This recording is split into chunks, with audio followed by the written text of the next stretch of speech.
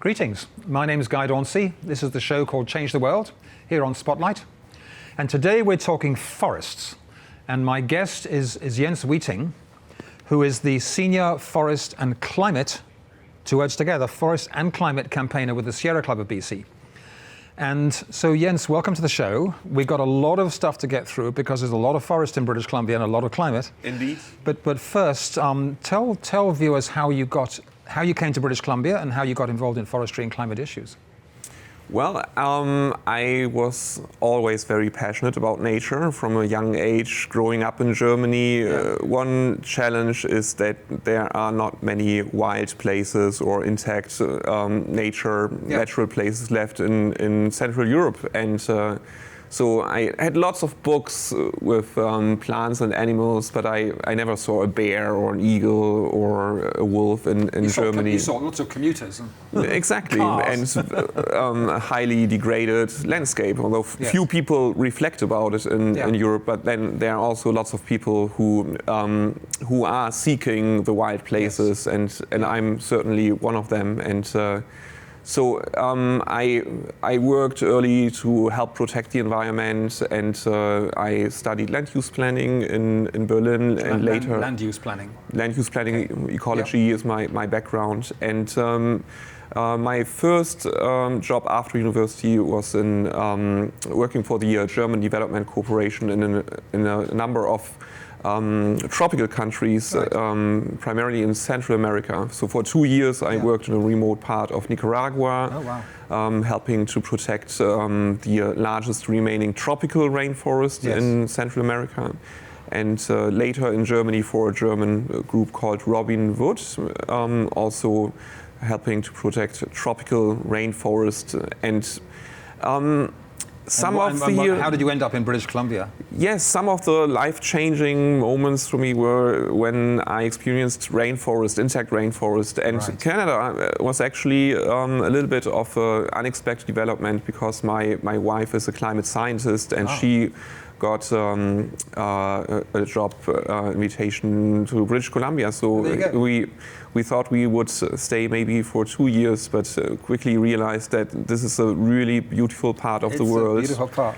And lots of moments of joy since moving to BC. So in the next 25 minutes, we're going to have a crash course in some of the forestry issues in BC with a bunch of slides. So let's have the first image up. And then we'll move through these, and so get your thinking gear on, viewers. Yes. Just kick us off with this first slide of your great big old growth tree. Here we are. Well, yes, and I chose this one because it's one of the moments of joy I experienced in British Columbia. I spent a lot of time in the forest, on the mountains, along the coast, and really a global treasure. These are globally rare ecosystems. Temperate rainforests never covered more than a percentage point of the planet's land. And also a lot of heartbreak. On Vancouver Island alone, we have lost about 100,000 hectares just in this period. We'll come to that shortly. Let's go to the next slide first, which is your Indonesia, I believe. Yes, and this is a reminder. So here we have logging, actually, destruction happening in Indonesian rainforest. Absolutely, and this is an example from Sumatra, where we have pulp and paper companies that are destroying tropical rainforests, replacing it with plantations. But it's also a reminder that while a lot of this deforestation in tropical countries is illegal, the problem of destroying natural intact forest is a global one, and ecologically it's very similar to what is happening in British Columbia. We are replacing intact ecosystems that have been undisturbed for hundreds of years or thousands of years with plantations. And the plantations in Indonesia, they're for palm oil, right? In this case, for pulp and paper, but palm oil is an even bigger factor. So things like ordinary soap and dishwashing liquid that we take for granted can have forest destruction and the loss of the orangutan's life where they live in the forest, right? Yeah, it's an absolutely terrible ecocide in Indonesia, and also a reminder that we have to be leaders. We have to inspire countries that are struggling economically to find the solutions. The next slide shows an equivalent thing here in British Columbia. Yes. Tell us about what's happening here. Yeah, this is only a few years ago in 2015, south on Vancouver Island. And clearly, it looks like it could be one of these tropical islands. When we think about Sumatra or Madagascar, a lot of people heard about deforestation and degradation, but it looks very similar here. On slopes that steep, that's going to cause major soil erosion. Well, that's and then flooding, right? Absolutely. So the one challenge is that not only do we lose the carbon storage, but we also increase danger for communities.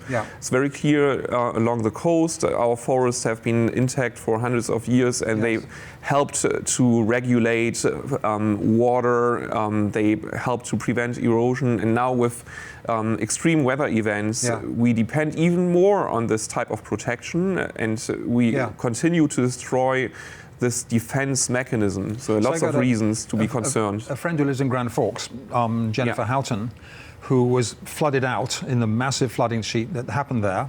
And all the neighbors pulled together, and then she stood back and realized that the clear cutting on the mountain slopes around had accentuated the flooding because the forest floor wasn't able to absorb the rainfall.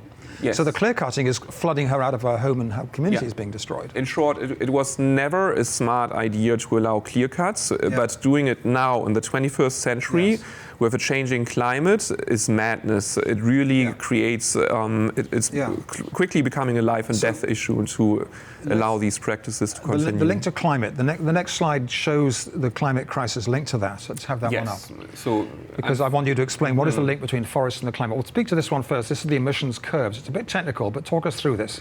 Well, this is one visual that shows the climate crisis that we are faced with. It's essentially a similar way to what the IPCC showed us, that we are now hitting the dangerous limits, and the remaining carbon pollution budget is now so small that we have to reduce emissions very rapidly. We have to reduce emissions by half in the next 10 years. If we take 2020, if we do a turnaround in 2020, we get that dotted yellow line. If we wait to 2025, you can see how much, because we're putting out that much more carbon, how much more dramatic and drastic the change has to be.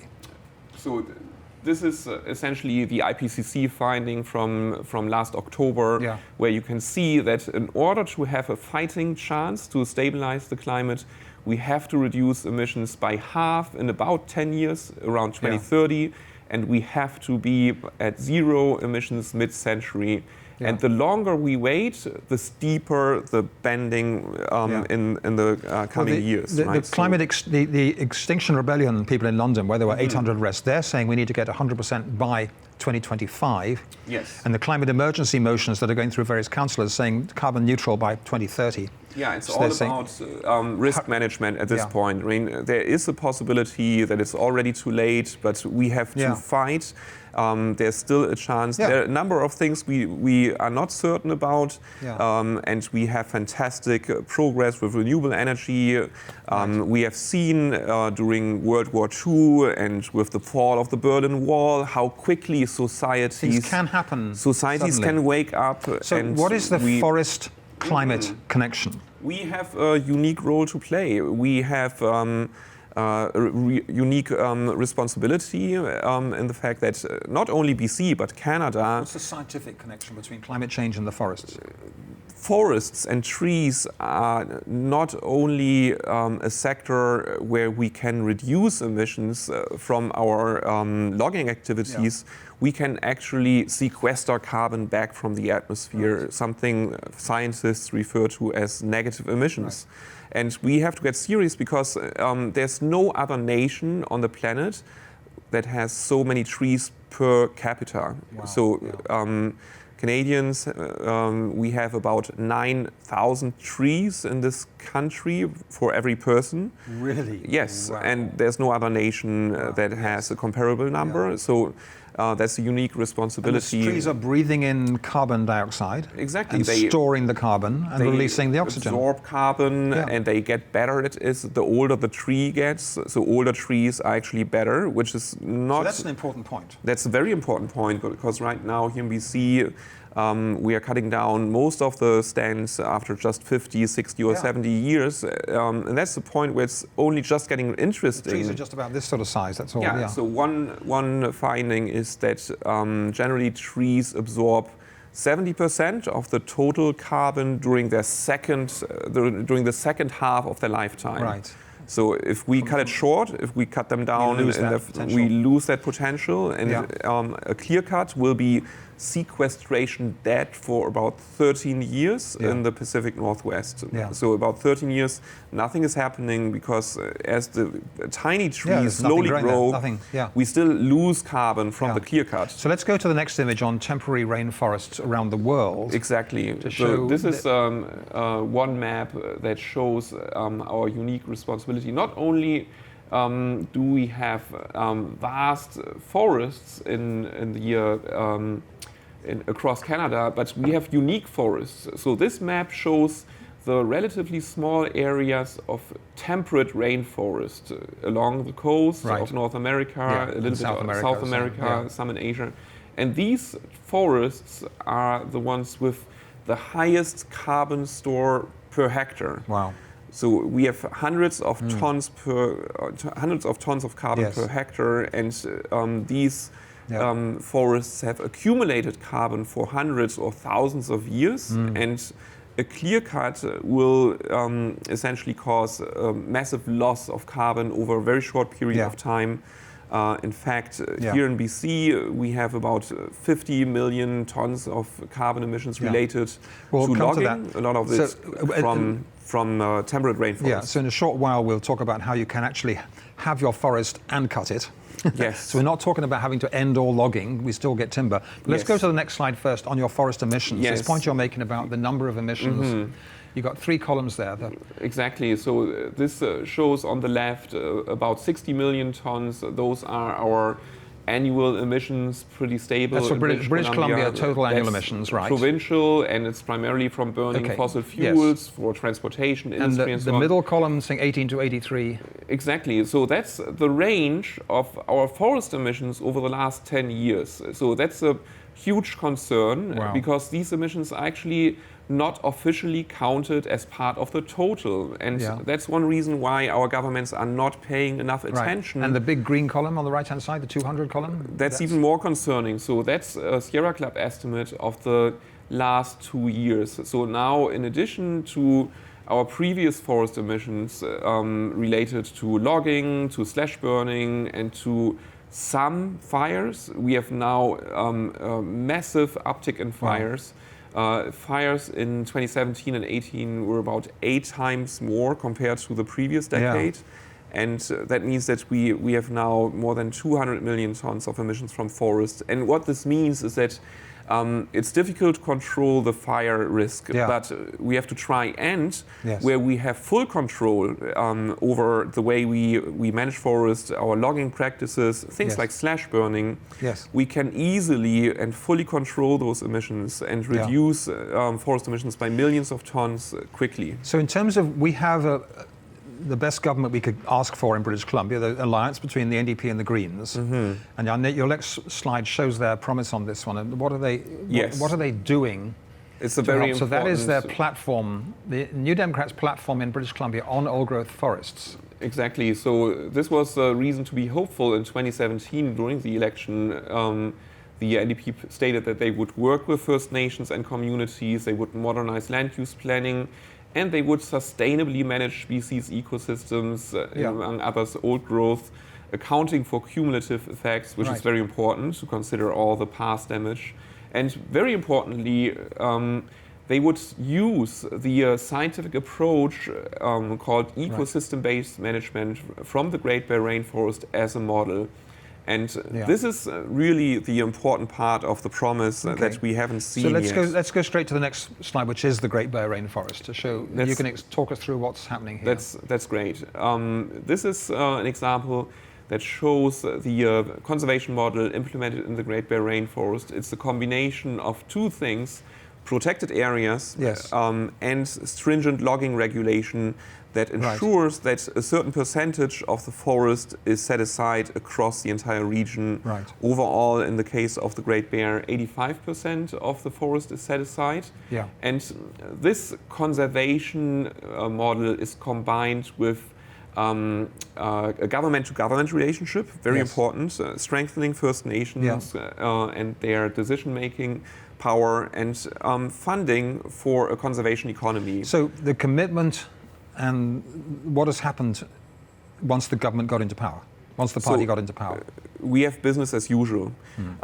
We have about 10,000 hectares, that's more than 30 soccer fields per day, of old growth logging on Vancouver Island alone. And this is an ecological disaster. It's undermining cultural values. It's undermining the future of forestry, because it means that as we continue with business as usual, the BC government is essentially abandoning the forestry jobs of the future, because those forestry workers will be faced with the end of old growth, and communities will live in degraded landscapes that will allow fewer opportunities for a more diverse economy. So let's see the historical pattern of this, how much old growth forest there was before we white folks arrived. Yes. So this one here shows the original old growth. Exactly, so that's essentially... That's all the dark green.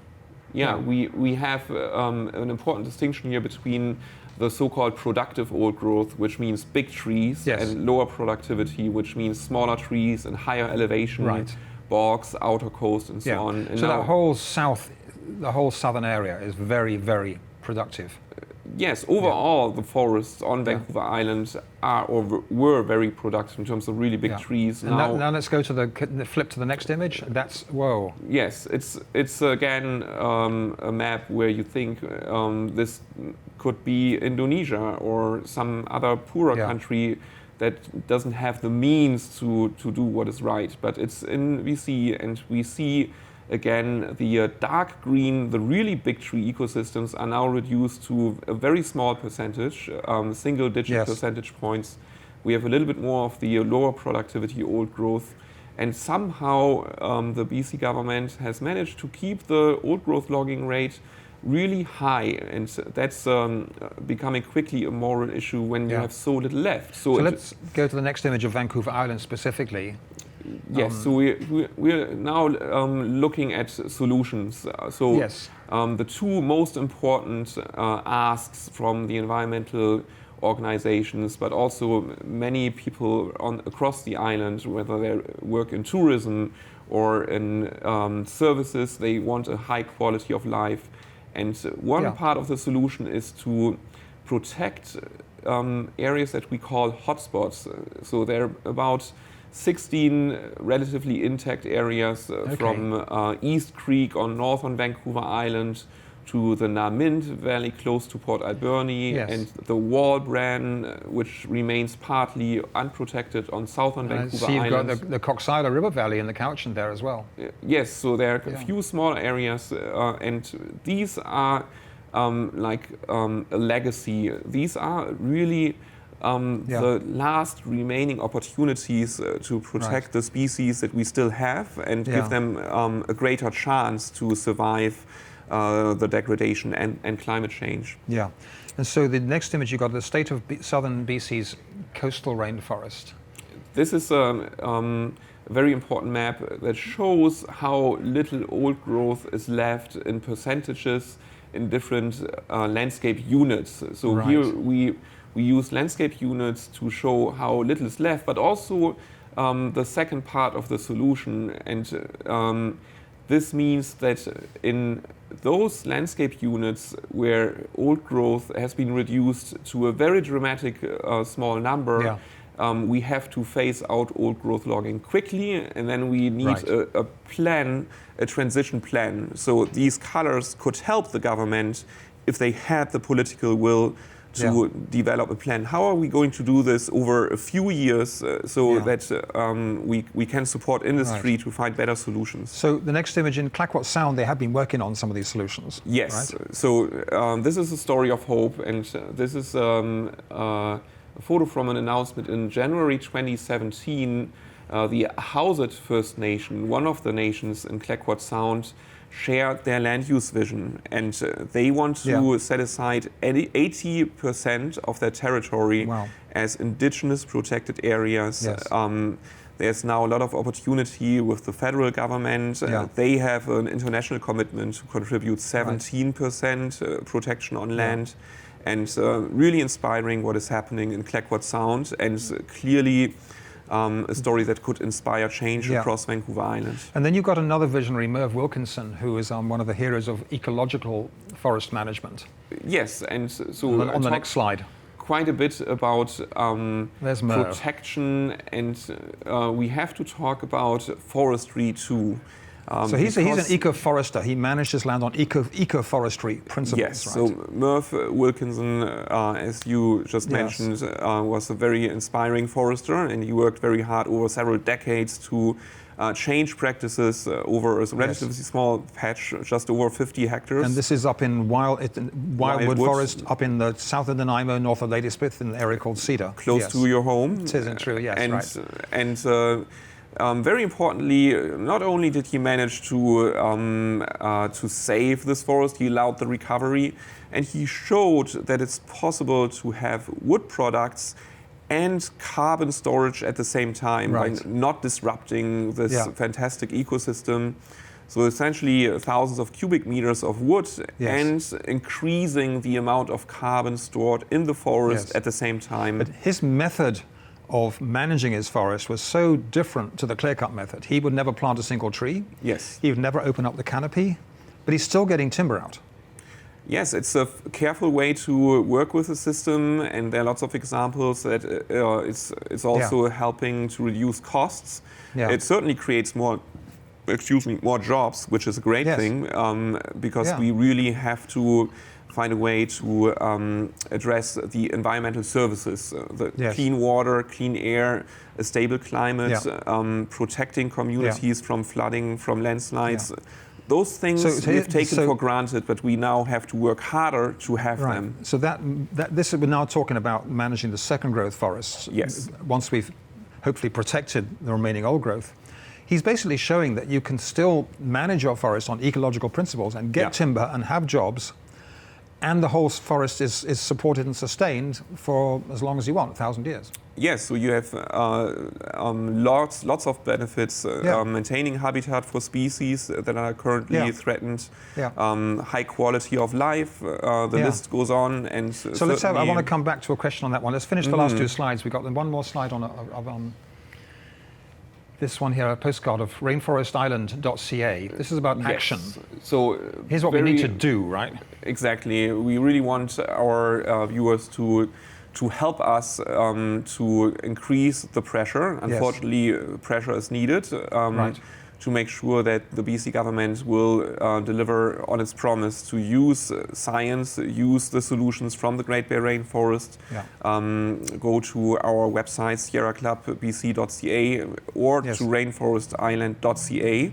Send a message to the BC government. Right now, it's very important to also make a phone call to the minister, because we just found that BC Timber Sales, a government agency, is preparing cut blocks for thousands of hectares of old growth across Vancouver Island.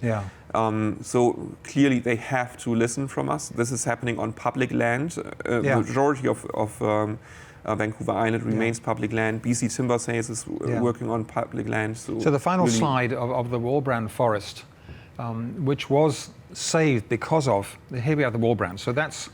Yes, so it's important to remind ourselves about the beauty of the spectacular temperate rainforest. And this is actually showing part of the unprotected rainforest too. So there remains an opportunity, particularly close to the Wallbrand, to protect more. and we really need larger intact areas because with climate change at play, it's important to make sure that these areas are big enough to provide habitat for so species. So the Wallbrand was protected as park, and with the remaining patches of old growth, hopefully they'd be left intact, right? Well, the Kamener Wallbrand Provincial Park, I think, has 16,000 hectares, so that's significant. But in the 90s, the land use planning was not based on science, so it was a negotiation, and they left out an area called the Bight. It looks like a Bight, and it was a Bight for the logging industry. That Bight has another 500 hectares, and there are a few thousand hectares of old growth left that could be added to the Wallbrand to make sure that we have a larger area that can sustain more species. So if viewers are watching you talk about this and sharing your concern, what are the number one things that we need to do to sort of change the status quo? So the BC government can absolutely start with smaller steps. It's not about shutting down old growth logging overnight. We have these hotspots. They can make a strategic decision about not issuing cut permits to allow time so that First Nations and other communities can actually have time for land use planning, and they can find out about carbon projects, they can find out about ecoforestry, the tourism value. Right now, we have a government that is making decisions based on business as usual without making an effort to take a closer look at what are the alternatives and how big of a threat do we have in terms of climate change, flooding, landslides? What does this actually mean for water on Vancouver Island? From what you know, does anyone in the Ministry of Forests understand ecoforestry or ecological forest management? I'm not aware of any awareness of ecoforestry or interest in the BC government. We have a really hard time to get attention about the risk for at least some of these areas. The government could really demonstrate to British Columbians that they are serious about taking action by going forward with some of these areas. The Wallbrand, close to the Juan de Fuca Trail, we have some logging plans. There's a lot of pushback. Right now, we are not seeing the change. So if viewers go to rainforestisland.ca, they'll get information about who they can send an email to, who they can write to, who they can pick up the phone and call. If you pick up the phone, you get through to the assistant to the minister or the assistant, something like that? Yes, I think that's the first step. And very important to talk about the climate emergency in this context. The climate thing is so interrelated with the forests because the forests are storing the carbon and locally, we've had councils declare climate emergency, and the disconnect with our forests and the climate emergency, they haven't come together yet, have they? No, not yet. So we need the step now. We need this now. Well, look, thanks, Jens. Thanks for being a leader on all this. Thank you so much for having me. It's so important to deal with this stuff. My name's Guy Dauncey. This has been the show Change the World. My guest has been Jens Weiting from the Sierra Club. If you want to sort of assist him in this challenge to try and get more protection of our forests, go to rainforestisland.ca or to the Sierra Club of BC, and the Sierra Club address is sierraclubbc.bc.ca. .bc.ca. There you go. Thanks for watching, and tune in next week for more guests like this. Thanks then.